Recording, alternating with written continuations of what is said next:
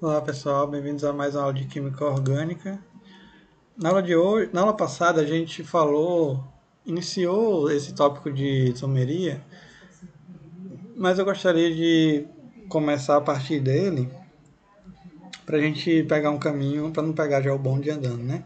Então, a gente veio falando nas últimas aulas sobre as propriedades dos compostos orgânicos e a gente falou sobre especificamente nas últimas aulas, sobre a parte de solubilidade, de ponto de fusão, ponto de ebulição, que são características físicas dos compostos orgânicos que são influenciados justamente por conta das questões de sua estrutura, né, que por sua vez está relacionada às ligações aos quais os compostos formam, relacionados por sua vez também aos orbitais atômicos e moleculares e a interação entre eles. E agora a gente vai tratar de isomeria e estereoisomeria, né? São tópicos interessantes e importantes que estão de acordo com o conteúdo que vai estar presente no Enem, além de ser um estudo que é extremamente importante para a parte de química orgânica, certo? Então, vamos começar. Eu já comentei um pouco na outra aula, falando o seguinte: imagine que existam essas duas garrafas aqui. Nas duas, eu tenho essa substância, C2H6O, aqui, ó, nas duas. Só que, aí vem a pergunta: elas são iguais ou diferentes? Aparentemente elas são, pela fórmula, iguais, mas se a gente observar aqui, uma está líquida e a outra está no estado mais gasoso, né? Então, veja só, a substância A é incolor, ferve a 78,5 e apresenta uma certa reatividade, ou seja, reage com uma certa facilidade, essa substância aqui. A B é um gás incolor e somente a 23,6 abaixo de zero, que ela tem ela se liquefaz e ela tem reatividade química muito baixa, ou seja, enquanto essa aqui ela é líquido até 78,5, essa aqui ela só vai ser líquida a 23,6 abaixo de zero, ou seja, não é a mesma substância, né? Se fosse, as duas estariam líquidas na mesma temperatura, só que elas têm a mesma fórmula. Então, como são como são possíveis ter diferenças tão grandes para substâncias que têm a mesma fórmula, né? Só arrumando os átomos, será que isso é possível? Veja só. Aqui eu tenho a substância A, ela é o álcool, o etanol que a gente conhece aí na farmácia, do posto de combustível. E aqui eu tenho o éter metílico, né? Eles são isômeros. Isômeros são compostos de mesma fórmula molecular que apresentam propriedades diferentes devido à estrutura. Na verdade, tem diversos tipos de isômeros, certo? E o que eu vou mostrar, a princípio a gente vai ver esse tipo de isomeria, certo? Então veja só, a palavra isômero ela é fragmentada em duas partes: iso, que quer dizer igual, e meros, que quer dizer parte. Então, partes são substâncias que têm partes iguais, né? No caso aí, teria a mesma fórmula, mas não a estrutura, né? Uma forma simples da gente entender essa parte de conceito de isomeria é com as palavras da nossa língua mesmo. Por exemplo, a gente tem 23 letras no nosso alfabeto. Entretanto, com essas 23 letras, a gente pode fazer diversas palavras. Vamos tomar como exemplo duas palavras: amor e Roma. Se a gente observar, com essas quatro letras A, M, O e R, eu posso fazer a palavra amor, Roma, mora, Omar e ramo. Vejam que são as mesmas letras, mas elas estão em ordens diferentes, ou seja, elas estão em sequências diferentes, certo?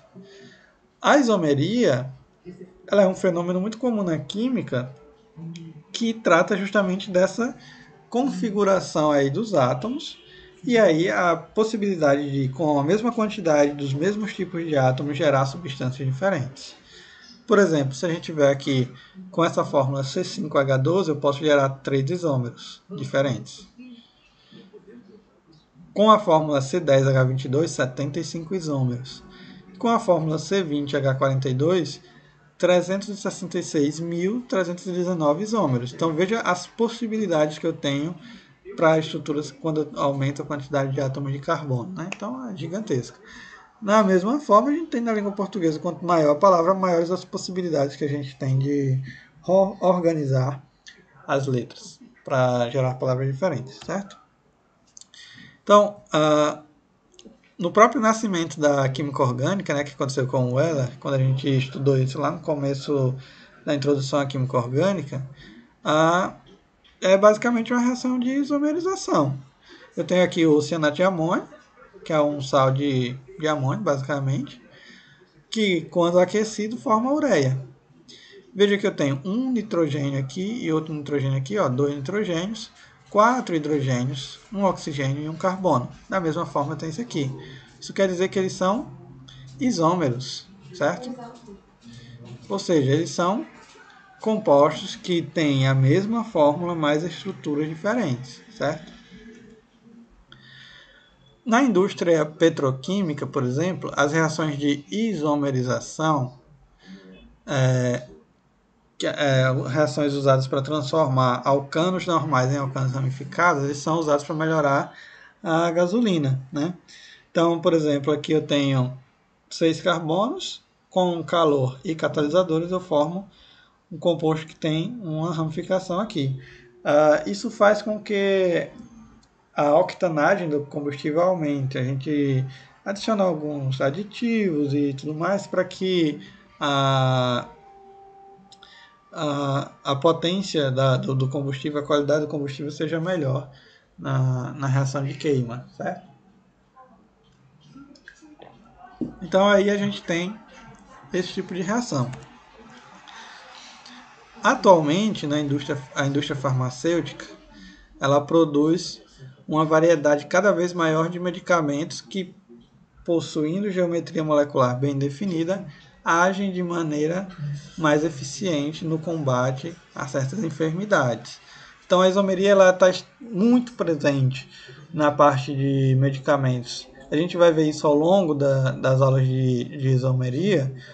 E existiram alguns casos na história da nossa espécie que demonstram que, apesar da importância, existem alguns perigos relacionados à isomeria de alguns compostos que causaram certas tragédias, né, durante essa história aí da química orgânica, certo?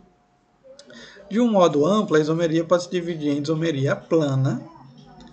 Lembrem disso, isomeria plana depende da localização dos átomos na molécula e pode ser explicada por fórmulas estruturais planas, certo? E nós temos também a isomeria espacial, que é o que a gente a isomeria espacial, que é basicamente a posição dos átomos no espaço, né? É a estereoisomeria, que vem do grego stéreos, que significa espacial. Então, dependendo da posição em que o átomo estiver na estrutura, você vai ter fórmulas estruturais espaciais que vão poder mostrar as diferenças nas características das moléculas geradas por conta dessas posições diferentes dos átomos no espaço, certo? A gente vai estudar primeiro a mais simples, que é a isomeria plana, certo? A isomeria plana, ela ocorre quando a diferença entre os isômeros pode ser explicada por fórmulas estruturais planas. É relativamente mais simples da gente entender a isomeria plana do que a isomeria espacial, né? Já que a isomeria espacial a gente precisa ter uma certa visão abstrata, digamos assim, das coisas. para a gente conseguir imaginar, ou pelo menos ter um vislumbre da estrutura atômica projetada no espaço, certo?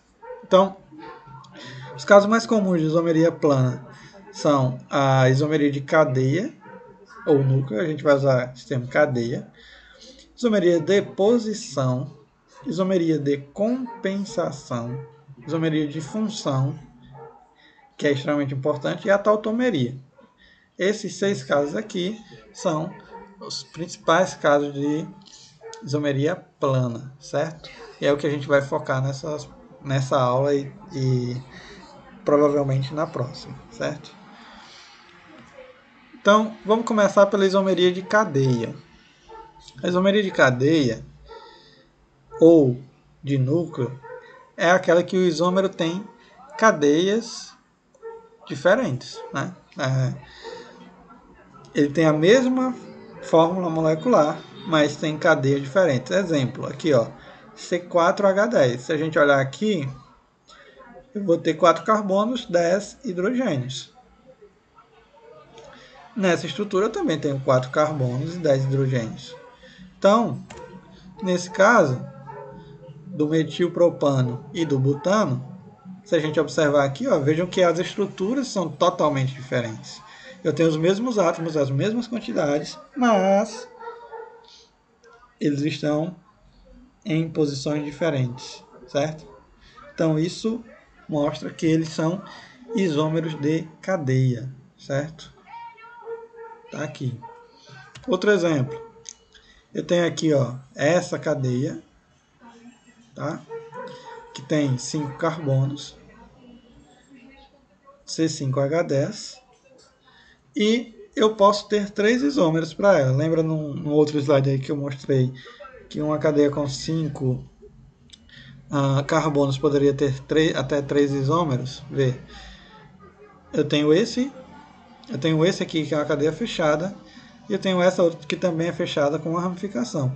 Em ambos os casos eu tenho 5 carbonos, 10 hidrogênios, certo? Nesse outro exemplo aqui, a gente tem C4H8O2. Então vejam que em ambos os casos eu tenho um ácido carboxílico, ó, COOH é a terminação do grupo ácido, certo? Então eu tenho aqui 1, 2, 3, 4 carbonos, cadeia linear, só que nesse outro composto aqui eu tenho uma ramificação. Apesar disso eu tenho a mesma fórmula molecular, porém com estruturas, né, com uma cadeia diferente. Então, por conta disso, eu tenho uma isomeria de cadeia, certo?